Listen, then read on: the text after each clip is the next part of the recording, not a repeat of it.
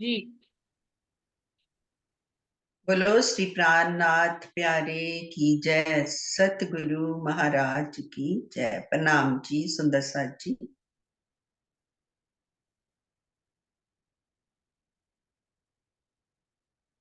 नवरंग रतन नंग चूड़ के, अर्स धात न शोभा शुमार। चूड़ जोत जो करत है, आकाश नमाए छलकार। श्यामा जी की अति कोमल कलाइयों में 9 रंगों के रत्नों के नगों से सुशोभित चूड़ है। परम धाम की जिन धातुओं में ये नग जड़े हुए हैं, उनकी शोभा की कोई सीमा ही नहीं है। चूड़ से निकलने वाली नूरमयी ज्योति की झलझलाहट आकाश में नहीं समा पा रही है, अर्थात चारों ओर ज्योति ही ज्योति दिखाई दे रही है। अब हारों के बाद श्यामा जी महारानी के कलाइयों में कैसे चूड़ियां हैं, वो उनकी शोभा का वर्णन आ रहा है। नवरंग रतन चूड़ के, जुदी जुदी चूड़ी झलकत। जोत सो जोत लड़त है, शोभा अर्स कहूं क्यों इत। 9 रंगों वाले इस रतनमयी चूड़ में अलग अलग चूड़ियां दिखाई दे रही हैं, जिनकी झलकार चारों ओर फैल रही है। उससे निकलने वाली ज्योति आपस में टकराकर युद्ध करते हुए प्रतीत हो रही है। परम धाम की इस अलौकिक शोभा का वर्णन इस संसार झूठे संसार में कैसे की जाए। अब इनके भी जो रंग है, अलग अलग रंग है, 9 रंग है चूड़ियों में। तो 9 रंगों की जैसे ज्योति आकाश में जाती है, जब श्यामा महारानी हाथों को हिलाती है तो वो ज्योति ऐसे लगती है कि 9 रंगों की नहरें ही चल रही हैं आकाश में। इतनी सुंदर प्रतीत होती हैं। प्रणाम जी। इनको नौचूर्ण करके भी कहा जाता है, कहीं कहीं वर्णन नौचूर्ण के रूप में आता है। यहाँ पर एक चूड़ चूड़ करके कहा गया है, उसमें 9 चूड़ियां हैं, है ना। तो इस तरह से नौचूर्ण कह लीजिए, या एक ही चूड़ा कहा गया है जिसमें 9 चूड़ियां हैं। तो 9 चूड़ियां इसलिए क्योंकि हर चूड़ी का रंग अलग रंग से है। तो 9 रंग हाँ। दिखाई देते हैं इस एक चूड़ी में, जो 9 चूड़ियों का एक समूह है। तो 9 चूड़ ने 9 चूड़ियां पहनी हुई है, जिनमें हर चूड़ी का रंग अलग है, सुंदर साथ जी। और उसकी जंग जो है आसमान में दिखाई देती है। तो इसको 9 चूर्ण करके कहा गया है।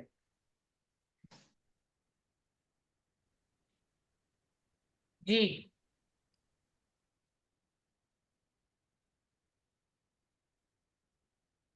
अनंत जोत इन घात में, इन नंग में जोत अनंत।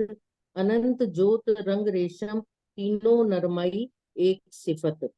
परमधाम की इन धातुओं और नंगों में अनंत नूरमयी ज्योति विद्यमान है। वहां के रंगों और रेशमी वस्त्रों से भी अनंत ज्योति छिटक रही है। विशेष बात यह है कि परमधाम की धातुएं और नग कालमाया की तरह कठोर नहीं है, बल्कि रेशम की तरह कोमल है। वहां की एक दिली में धातुओं, नगों और रेशम की कोमलता पूर्णतः समान है। कंचन जड़ित जो कनकनी, माहे बाजत झन झनकार। बेल फूल नकस जड़े, झलकत चूड़ किनार। नगों से जड़ी हुई सोने की कंकनी है, जो अंदर से पोली है और झंझन की मधुर ध्वनि देती है। इसमें नगों के द्वारा बनी हुई लताओं और फूलों के चित्र अंकित हैं। इसकी बगल में कलाई की किनार पर नवचूड़ अपनी नूरमयी शोभा से झलकार कर रहा है। प्रणाम। तो सुंदर साथ जी कोई इसको डिफाइन करेंगे कि कहाँ ये आई हुई है, जो कंकनी है कहाँ आई हुई है। प्रतिभा दीदी, कंकनी कहाँ आई है।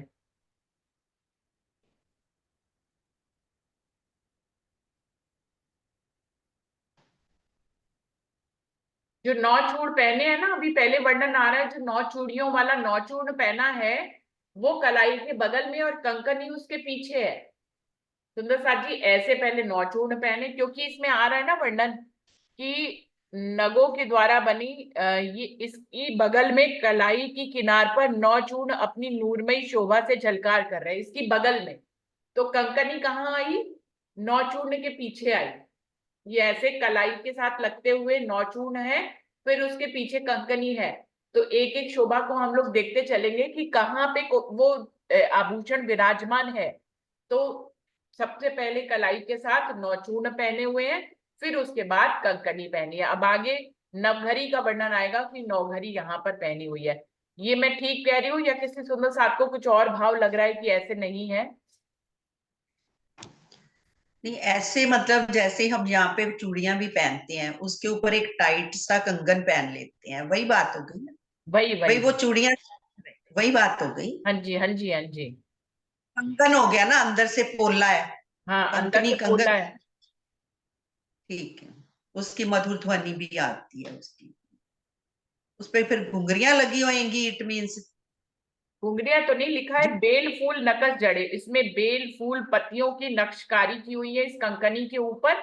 और ये अंदर से पोली है और झनकार करती। जैसे झनकार करने का मतलब ये नहीं है कि वो उसी के अंदर घुंघरी डली हो।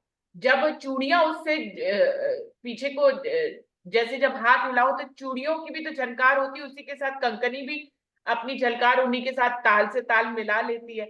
जैसे हारमोनियम के साथ तबला ताल से ताल मिलाया जाता है, ऐसे ही कंकनी जो है, जब 9 चूड़ियां हिलती हैं तो ये कंकनी भी उसके साथ आगे पीछे होती है और अपनी झनकार उन्हीं के साथ करती है। तो इस तरह की झलकत चूड़ किनार, मतलब चूड़ जो 9 चूड़ है उसके किनारे पर ये कंकनी आई हुई है। सुंदर साथ ये शोभा लिखा हुआ है।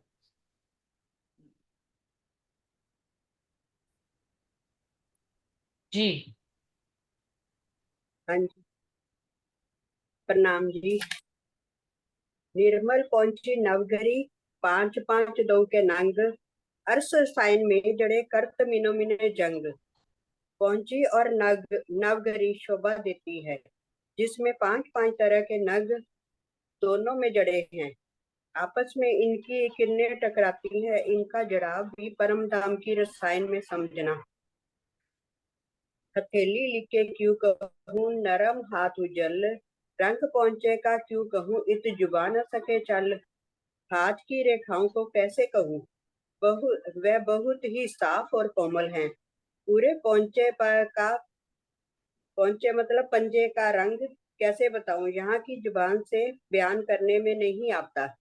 प्रणाम जी। सुंदर साथ जी, पहले 9 चूर्ण पहने हैं, उसके आगे कंकनी पहनी है, फिर क्या है? पहुंची और नवघरी, पांच पांच दो के नंग, उसके आगे पहुंची पहनी हुई है, उसके आगे नौघरी पहनी है। तो क्या है? 9 चूर्ण, फिर कंकनी जो कि पोली है, उसके बाद पहुंची, उसके बाद नौघरी। नौघरी और पहुंची में क्या फर्क है सुंदर साथ जी? 9 घड़ी वो होती है जिसमें 9 लड़ियां लगी हुई हो, ऐसे करके 9 लड़ियां, और बीच बीच में उनको बांधा गया होता है। 9 लड़ियां, लेकिन बीच बीच में उनकी शोभा को इकट्ठा किया जाता है। जैसे 9 लड़ी गई, फिर यहाँ पे फिर बांध दिया, फिर 9 लड़ी गई, फिर बांध दिया गया, तो उसको 9 लड़ी बोलते हैं। नव घड़ी, जिसको नव घड़ी मतलब 9 ऐसे लड़ियां हैं और बीच बीच में बंधी हुई हैं। और पहुंची, पहुंची में एक पेंडेंट होता है, उसके चारों तरफ ऐसे लड़ियां होती हैं, तो वो होता है पहुंची। तो इस तरह से पहनी हुई है श्यामा महारानी ने शोभा। तो पहले 9 चूर्ण, फिर पोली कंकनी, फिर पहुंची और फिर नवघरी। तो पूरा हाथ जो है वो यहाँ से लेके यहाँ तक भरा हुआ है सुंदर साथ जी। कहीं पे भी जैसे नौ हाँ रंग, जी। 9 रंग की चूड़ियां हो गई, 9 लड़ियों वाला ही ऊपर वो हाँ, नवघड़ी। 9 चूर्ण है जिसमें 9 चूड़ियां हैं, और नवघरी मतलब जिसमें 9 लड़ियां बनी होती, बीच बीच में उनको इकट्ठा भी कर दिया जाता है, जिससे एक गुच्छे तरह की शोभा बन जाती है ना। जैसे 9 लड़ियां जा रही हैं, उनको यहाँ पे जाके इकट्ठा कर देंगे तो वो एक गुच्छे जैसी शोभा दिखाई देने लग जाती है। तो इस तरह से उसको पूरी चूड़ी में उसको बार बार जो है बीच बीच में से 9 लड़ियों को बांधा भी गया है, तो उसको बोलते हैं नौघरी। और वैसे देखिए ये अपने अपने भाव है सुंदर साथ जी। मैं ऐसा सोच रही हूँ, लेकिन आप किसी और ढंग से भी सोच सकते हैं कि नौघरी कैसी होगी। तो ये अपना अपना ढंग है, कोई कैसे भी सोच सकता है। कोई 9 लड़ियों को सीधा ऐसे ही सोच सकता है, जरूरी नहीं है कि उनको बीच से बांधा जाए, ये तो मेरा भाव है। आपका भाव कुछ और भी हो सकता है। तो अपने अपने दिल के भावों के हिसाब से सुंदर साथ बताएं कि वो नौघरी को कैसा देखते हैं और पहुंची को कैसा देखते हैं। पहुंची को मैं ऐसा समझती हूँ कि बीच में पेंडेंट होता है, उसके चारों तरफ ऐसे करके लड़ियां होती है, उसको बांधा गया होता है नीचे हुक से, जिसको हम लोग यहाँ की भाषा में ब्रेसलेट भी कहते हैं। तो ये पहुंची पहनी हुई है उन्होंने कंकनी के पीछे। तो कोई और सुंदर साथ के दिल में कोई और भाव आ रहा है तो जरूर बताएं कि वो पहुंची और नवघरी की शोभा को कैसे देखते हैं। किसी के दिल में कोई नहीं, और मेरे भाव है? हाँ जी। ऐसे एक लटक रही है एक लड़ी, और उसके बाद जैसे चेन के साथ नेक्स्ट पे जाएगी तो बीच में फूल, छोटा सा एक मानिक का फूल या किसी भी धातु का, परम धाम की धातु का ही फूल, मतलब फूल की शेप में चेन, बीच में फूल है और चेन ने उन दोनों को ग्रिप करा हुआ है। फिर नेक्स्ट लड़ी हो गई। ऐसे जैसे आजकल भी हम शादियों में भी देखते हैं ना, पहने हुए होती हैं। ये कौन तो सी चीज का बता रहे हैं आप? ये नौ घड़ी जो है, हाँ। उसको नौ घड़ी मतलब उसका है ना, एक है और उसको बांध के रख दिया, पर वो ऐसे थोड़ी थोड़ी लटक भी रही हम्म है एक चूड़ी, उसकी नौ लड़ियां भी लटक रही हैं। और जब नौ लड़ियां एक जगह पे इतनी वो गोलाई में आएगी ना, हम्म। तो उनको जैसे ज्वाइंट करने के लिए किसी उसकी फूल के बीच में फूल और साइड में बारीक बारीक परमधाम की जो पत्तियां हैं हीरे जवाहरातों से, उनको जोड़कर चाहे तार तार के थ्रू ही जा रही हैं, और उनपे छोटी छोटी बेल बूटियां भी बनी हुई हैं। हम्म। ठीक है, तो दीदी कह रही है उनको जोड़ने का भाव जो है, जहां पे जोड़ा गया है वहां पे भी एक फूल बना है, और जो 9 लड़ियां हैं वो भी छोटे छोटे फूलों के साथ, फूल और पत्तियों के साथ 9 लड़ियां हैं, और जहां पर उनको जोड़ा गया वहां पे भी एक फूल है। तो इस तरह से वो नौघरी की शोभा देखते हैं। और किसी सुंदर साथ के दिल में कोई भाव आ रहा है तो अति सुंदर उन्होंने अपना वर्णन किया है। किसी भी सुंदर साथ के दिल में कोई भाव आ रहा हो तो वो हमें जरूर से बताएं, हमें पता लगे कि नौघरी को किसी और ढंग से भी देखा जा सकता है। देखिए, हर सुंदर साथ के दिल में एक अलग भाव आता है, तो हम लोग देखते हैं कि भाई ये सुंदर साथ इस ढंग से देख रहा है, हम ऐसे देख रहे हैं। तो आप दूसरे दिन चितपनी में बैठेंगे तो दूसरे सुंदर साथ का भाव भी आपके दिल में उतर जाएगा। आप देखिए, हर रोज अलग ढंग से देखना होता है चितवनी में हमें। तो एक अपने ही ढंग से देखना, एक किसी सुंदर साथ का भाव सुन लेंगे तो वो भी आत्मसात करके आप देख सकते हैं। जैसे कि हम 90% रूहें क्या है, इंद्रावती के भावों को आत्मसात करती हैं, क्योंकि इंद्रावती वर्णन कर रही हैं, हम उनके वर्णन से ही जुड़े हुए हैं। तो हम लोग क्या करते हैं, इंद्रावती ने ही जिस तरह का वर्णन किया हम उन्हीं भावों को आत्मसात कर लेते हैं अधिकतर। लेकिन अपना दिल भी हमारा स्पेशल है, राज जी को हम अपने दिल से भी देख सकते हैं, तो अपने दिल के भाव भी हो सकते हैं सुंदर साथ जी। और कई बार क्या है, इंद्रावती की भाषा में भी हम अपनी भाषा को समाहित कर लेते हैं, तो हमें किसी और ढंग से समझ में आता है, किसी और सुंदर साथ को किसी और ढंग से समझ में आता है। तो सभी सुंदर साथ की शोभा देखने का ढंग तो निराला ही होगा। नित्य नया श्रृंगार आता है ना, तो ऐसे नित्य चेंज होना चाहिए, सभी सुंदर साथ के भाव आएंगे तो उसी भाव से देखेंगे। तो बिल्कुल सही है कि रोज नित नया श्रृंगार देखना है, हमारा दिल जितना नया कर पाता है उतना कर पाता है। लेकिन और सुंदर साथ के भाव भी जुड़ जाते हैं तो हमें एक राह मिल जाती है श्यामा महारानी के श्रृंगार को नए ढंग से देखने की। वो ये हाथों के आभूषणों का वर्णन हो गया। अब वो कह रहे हैं उनकी हथेली की लकीरों का क्या ही कहना, बहुत ही नरम है उनके हाथ, उज्जवल है और लालिमा लिए हुए हैं। रंग पहुंचे का क्यों कहूँ, चुबा न सके चल। वो कह रहे मेरी जुबान इससे आगे चलती ही नहीं है कि मैं उनके इस पहुंचे का रंग, पहुंचा किसको कहते हैं, इसको बोल रहे हैं हथेली, इसको बोलते हैं पहुंचा। तो वो कह रहे हैं कि इसके पहुंचे का रंग मैं कैसे वर्णन करूं, कितना सुंदर है श्यामा महारानी का पहुंचा। पांच हाँ जी। पांच अंगूरियां पतली, जुड़ी जुड़ी पांचों जिनस, असंग की क्यों कहूँ, उज्जल लाल रंग रस। प्रत्येक हाथ की पांचों उंगलियां पतली हैं और अलग अलग आकार की हैं, अर्थात छोटी बड़ी हैं। परम धाम के इन अंगों की शोभा का वर्णन मैं कैसे करूं, जिनमें उज्ज्वलता में लालिमा घुली हुई है तथा आनंद और प्रेम का रस ओत-प्रोत हो रहा है। 8 रंग के नग की पहेली जो मुंदरी, एक कंचन एक आरसी शोभित 10 अंगूरी। श्यामा जी की 8 उंगलियों में 8 मुद्रिकाएं हैं जो 8 प्रकार के नगों की हैं तथा इनके रंग भी अलग अलग 8 प्रकार के हैं। दोनों अंगूठों में 2 अंगूठियां हैं, एक सोने की है, दूसरे में हीरा जड़ा है जो दर्पण का कार्य करता है। इस प्रकार की शोभा से उनकी 10 उंगलियों की सुशोभित हो रही हैं। प्रणाम। तो सुंदर साथी श्यामा महारानी की पतली पतली उंगलियां हैं जिसमें उन्होंने अंगूठियां पहनी है। एक भी उंगली अंगूठी से खाली नहीं है सुंदर साथी।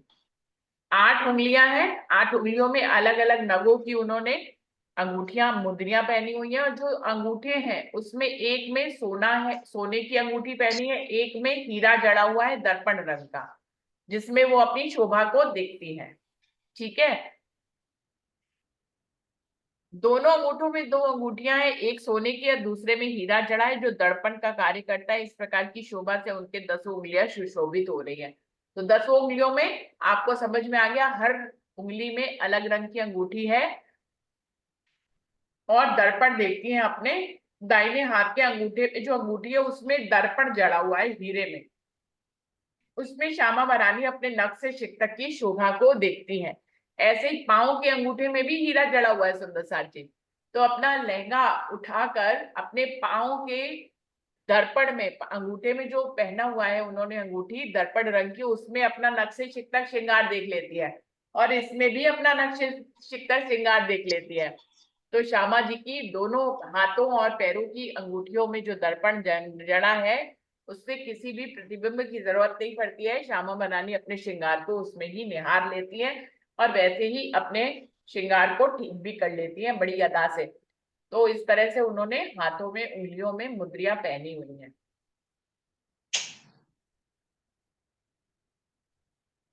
मानिक मोती लहसुन, मानिक मोती लहसुनिया 5 पाने पुखराज गोमाती और नीलवी 8 उंगली रही विराज। 8 उंगलियां मानिक मोती लहसुनिया 5 पन्ना पुखराज गोम आदि और नीलम नगों से जड़ित 8 उंगलियों में विराज रही है।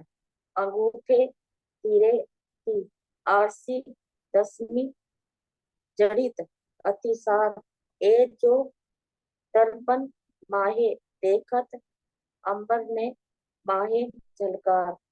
अंगूठे में अंगुली ताना वह अंगूठी हीरा वह आरसी से जड़ित है।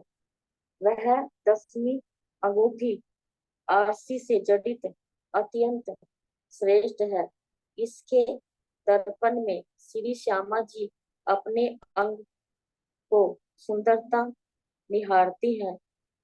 इसका प्रकाश आकाश में नहीं समाता। सुंदर साथी उन्होंने वर्णन भी कर दिया है कि हर उंगली में अलग नग की अंगूठी है। किसी में मानिक की है, किसी में मोती की है, किसी में लसनिया की है, किसी में 5 की है, किसी में पन्ना की है, किसी में पुखराज की है, कहीं गोमादिक की है और कहीं नीलवी की है। इस तरह से 8 उंगलियों में अलग अलग नगों की मुद्रियां हैं। और जो है 10वीं जो है हीरे की आरसी है, जो हीरे की अंगूठी है। और एक 9वीं जो है अंगूठे में पहनी है वो सोने की अंगूठी पहनी है। और इस दर्पण में श्यामा महारानी अपने श्रृंगार को देखती है। नख निमूना देऊं हीरो का, सो में दिया न जाए, एक नख जरे की जोत तले कई सूरज कोच ढंपाए। यदि मैं श्यामा जी के नाखूनों की तुलना हीरो से करूं तो यह कदापि उचित नहीं होगा। उनके नाखूनों के एक कण की ज्योति के सामने करोड़ों सूर्यों का प्रकाश भी छिप जाता है। तो कह रहे हैं श्यामा महारानी के अब इन अंगूठियों में जो पतली पतली उंगलियां हैं, जहां अंगूठियां पहनी है, उनमें जो नाखून लगे हैं वो हीरो की तरह चमकते हैं।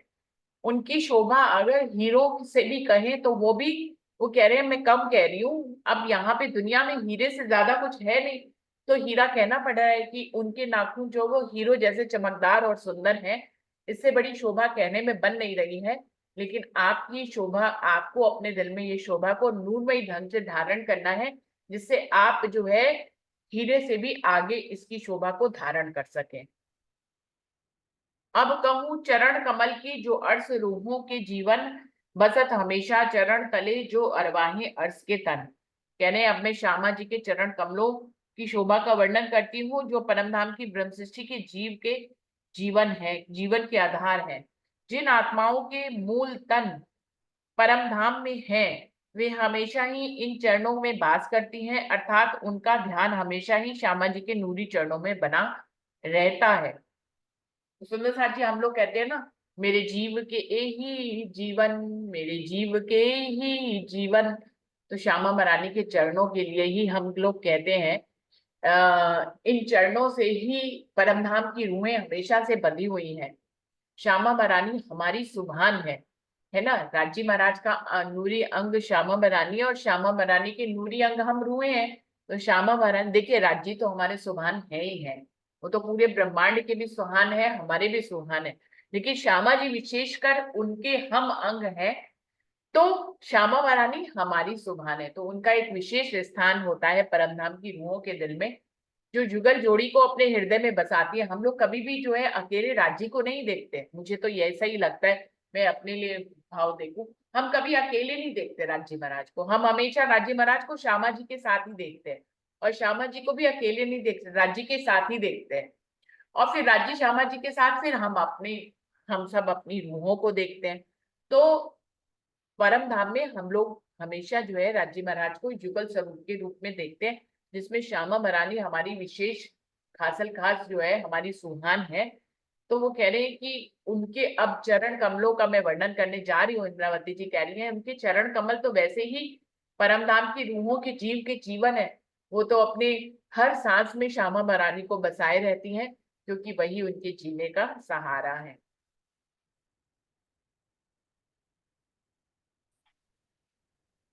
हाँ जी। चरण तली अति कोमल, रंग लाल लांके दोए, मिहि रेखा माही कई विध, ये वर्णन कैसे होए। श्यामा जी के चरणों की तलियां बहुत ही कोमल हैं, तथा दोनों एड़ियों और पंजों के बीच जो लांक जिसे गहराई कहती है, उसका रंग लाल है, और उसमें कई प्रकार की जो गहराई है, उसमें कई प्रकार की बारीक रेखाएं हैं, जिसकी शोभा का वर्णन कर पाना किसी प्रकार से भी संभव नहीं है। ये जो सलूकी चरण की निपट शोभा सुंदर, जो कोई अरवा अर्श की चुभ रहत हैडे अंदर। इन चरणों की बनावट इतनी सुंदर है कि उसका वर्णन कर पाना बहुत मुश्किल है। इसका वर्णन कौन करेगा? जो परम धाम में राजी महाराज श्यामा जी के चरणों में बैठी हैं, वही परम धाम की आत्माएं, जो कोई अरवा अर्श की, जो वही ब्रह्म सृष्टियां ही इनका वर्णन कर सकती हैं। और जब वर्णन करती हैं तो वो ऐसा उनको लगता है कि वो चरण मेरे हृदय में विराजमान हो जाए हैं श्यामा जी। वो राज्य से भी यही विनती करती हैं, श्यामा जी से भी, क्योंकि वो जुगल स्वरूप है तो एक ही। जैसे अभी दीदी ने बताया कि मैं अकेले नहीं देखती, बैठे हैं श्यामा जी को तो साथ में राजी बैठी हैं, जो उनके अंदर बैठ के भी और हमारे अंदर बैठ के भी ये दिखा रहे हैं और वर्णन करा रहे हैं। इतने सुंदर चरण है कि मेरे हृदय में भी आ जाओ श्यामा जी, राजयुगल स्वरूप। इन चरणों से तो मैं सारा दिन इन चरणों को निहारती रहूं। तभी अभी हमने पहले ये श्रृंगार में सबसे पहले वो चरणों का ही आया था, श्यामा जी के मंगला चरण में मेरे जीव के ये जीवन है। अभी 100 नंबर। कोई नाही नीनका निमुन्ना, पहुंचे अति शोभित, टांकन घुटी काड़े एड़ियां, पांव तली अति छलकत। दोनों चरणों के पंजों की शोभा भी बहुत अधिक है। इस संसार की सुंदरता की उपमा किसी अन्य वस्तु से नहीं दी जा सकती। जैसे नीचे की अभी तलियों का वर्णन किया, अब ऊपर वाली साइड पंजों का वर्णन हो रहा है। दोनों चरणों के टखने घोंटियां, काड़े, एड़ियां और तलवे बहुत ही झलझला रही हैं। भावार्थ, एड़ी का जो ऊपरी भाग होता है वो टखना कहलाता है, उसके बगल में उभरी हुई हड्डी का भाग घूंटी कहलाता है, और हाथों की कलाई की तरह पैर के जिस भाग में पायल और आभूषण पहने जाते हैं उसे काड़ा कहते हैं। ये श्यामा जी के चरणों का वर्णन इंद्रावती जी हमें करके बता रही हैं। प्रणाम जी। तो सुंदर साथ जी चरणों का वर्णन भी हमें ध्यान से सुनना है और अपने दिल में बसाना है। अलग अलग भाग तक को उन्होंने अलग अलग वर्णन कर दिया है कि ऊपर वाले भाग को जो है उस यहाँ पे भी जो है पौचा कहते हैं, नीचे जो है गहराई है, क्योंकि हमारे पंजे और रेड़ी के बीच में जो भाग होता है उसको लाख कहते हैं, गहराई है, वहां पर लकीरें बनी हुई है उनके चरण कमलों में। और अभी कल हम लोग पढ़ेंगे कि कैसे उसमें आभूषण धारण किए हुए हैं श्यामा महारानी ने, और जब चलती हैं तो वो कैसी मधुर आवाज करते हैं। आज के लिए यही 100 चौपाई तक रखते हैं सुंदर साथ जी, बाकी आगे का हम लोग कल वर्णन करेंगे। तो बोलिए श्री प्राणनाथ प्यारे की जय, बोलिए श्री सद्गुरु महाराज की जय, सर्व सुंदर साथ की जय। प्रणाम जी, सभी सुंदर साथ जी को प्रेम प्रणाम जी।